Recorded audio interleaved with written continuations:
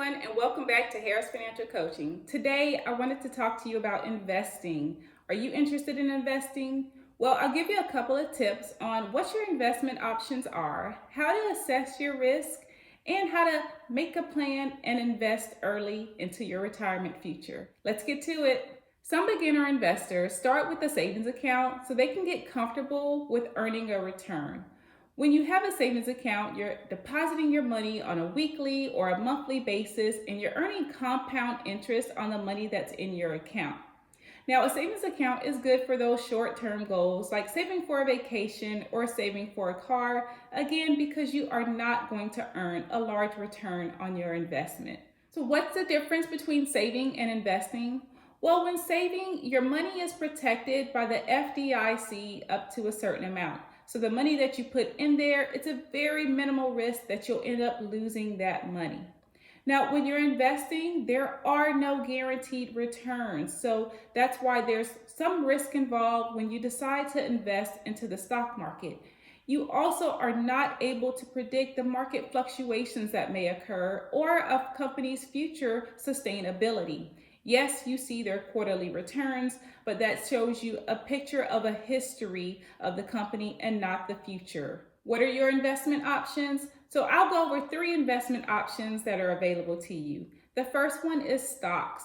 So when you purchase stocks, you purchase shares in a company and you're purchasing ownership into that company. Whether or not you purchase 1 share or you purchase 50 shares, you are purchasing ownership into that company. Then you have bonds. So with bonds, you're loaning a company or the government money for a return on the interest that you've loaned them.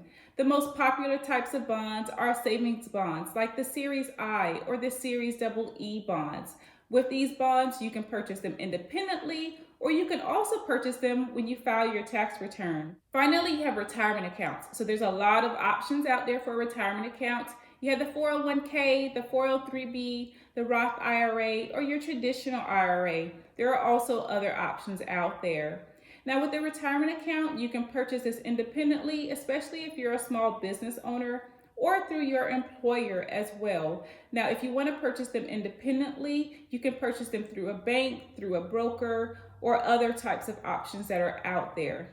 So retirement accounts come in 2 different ways. They're pre-tax and post-tax.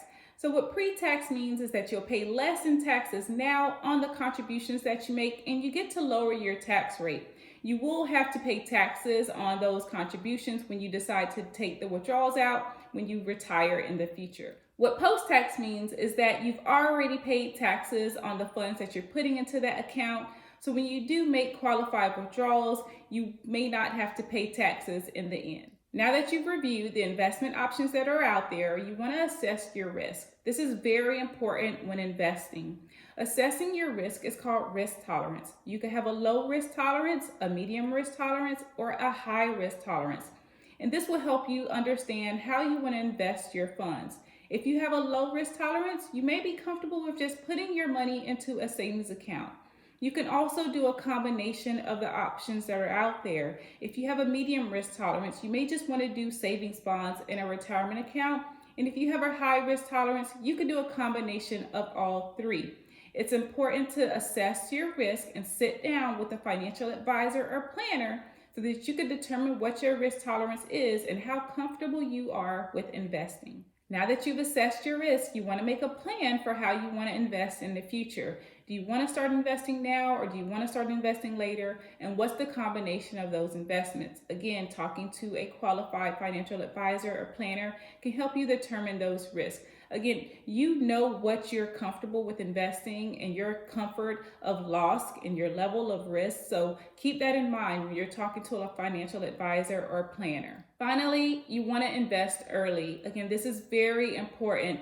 If you're 50 right now and you haven't started investing at any time is a good goal to have, but investing early is very essential if you want to live that financially independent, financially free life and to build your secure retirement future. My theme is that it's never too early to start investing in retirement if you want to become a retirement millionaire. So let's look at an example of what that looks like.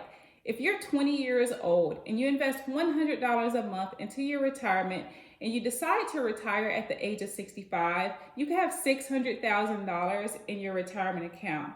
Take that same $100 and you start investing at 30 years old.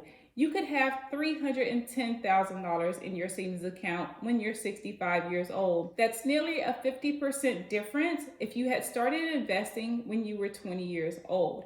Now, this does not take into consideration the funds and stocks that are out there that you can use to invest into your retirement. I also want to mention that it's important to try and continually increase your retirement contributions. If you get a pay raise, try and increase your retirement contributions at least 1% until you're able to maximize your retirement contributions. Once you complete maximizing your retirement contributions with your employer, seek out other options that are out there so that you can build that financially free life that you're looking for. All right, so that's an overview of how you can start investing as a beginner. If you need additional financial assistance, feel free to reach out to me at www.harriswealthcoach.com. My links are also below. Check them out. And until next time, thank you for joining me.